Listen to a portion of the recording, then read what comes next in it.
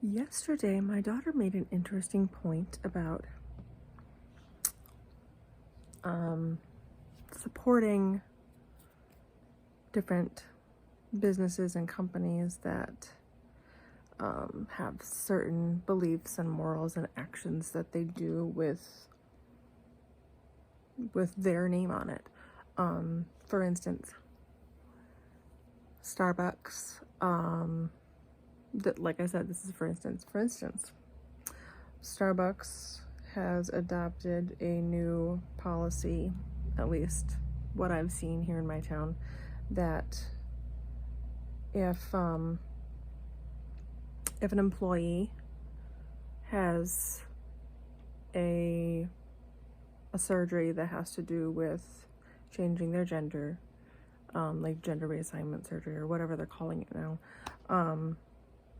and they need transportation, they will find a way to help transport them to their surgery day of. Another one is Target. I know they're under fire right now because of their support, the way they support LGBTQ community, by allowing anyone to use male or female bathrooms, and also the items that they sold during Pride Month.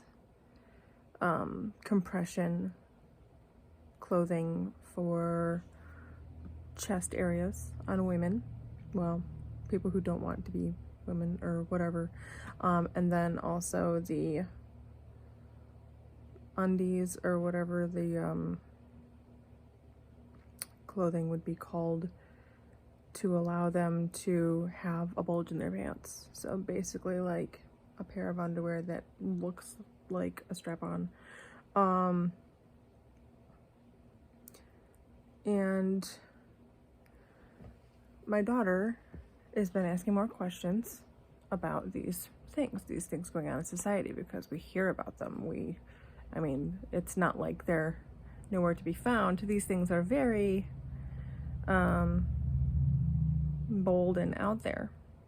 So thankfully my daughter is asking questions, and she wants to know and she wants to learn, and I told her what I know about these things, what I've heard about these things, and why I will not be why I have personal convictions about shopping certain places, because I won't support what they stand for. I won't support what they do with their company. And she said, okay, so I can't buy a pink drink because they are being nice enough. They're being nice people to help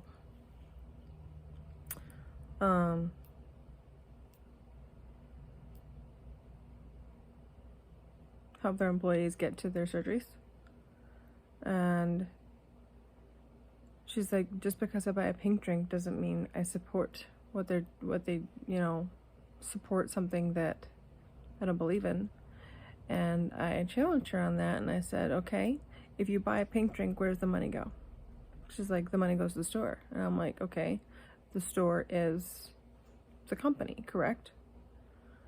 And so I broke it down for her that when you purchase something from a business, you support what they believe in. You support what their mission is, what their values are. So, like for instance, if you purchase something from Hobby Lobby, you're supporting the fact that they are a Christian-owned business, and that that their insurance policies don't cover the morning after pill, for instance. If you purchase something from a local business, you're supporting that local company, you're supporting your local community, you're supporting that family, and what they're doing with their business. So when you purchase something from a business, you're supporting what they stand for. You're supporting what their money is going towards. So, I guess the point of this is just to keep in mind when you hear about different things that have to do with the moral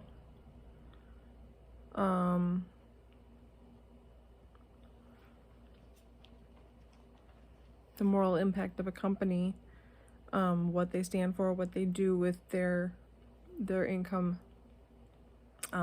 their sales, what they stand for as a company. When you purchase something from them, you are supporting those things. You're supporting that business. So whether it's a small local company, whether it's a big one like Target, whether it's Meijer, I don't even know if wherever you are, if you've heard of the store Meijer. That is a Michigan, Ohio, Indiana grocery store. So just be aware of, for one, ask questions. If you don't understand something, ask questions. If the people that you're asking the questions of don't know either, then that's good, because then you guys both can research it and figure it out. But being able to say, okay, I will support this, I won't support that. And this has been said in churches before, where your money goes, that's, you can tell a person's values by where they put their money. You can tell what people believe in and what they support by where they put their money. So food for thought. And also on the parenting aspect, let your kids ask questions, because that's something I also mentioned to her, was that it can be uncomfortable to have those conversations, but that doesn't mean you shouldn't have the conversations. Because when we were having these conversations, I was like, this is uncomfortable, but it's good that you're asking questions. And it's good that you're asking questions. And she was like, oh, there's gonna be a but here. And I'm like, no, there's no but. This is good. Just because it's uncomfortable to have conversations and talk about things doesn't mean you shouldn't. Be in that discomfort. Find out why it's uncomfortable. Have those conversations. So, yeah. Peace out.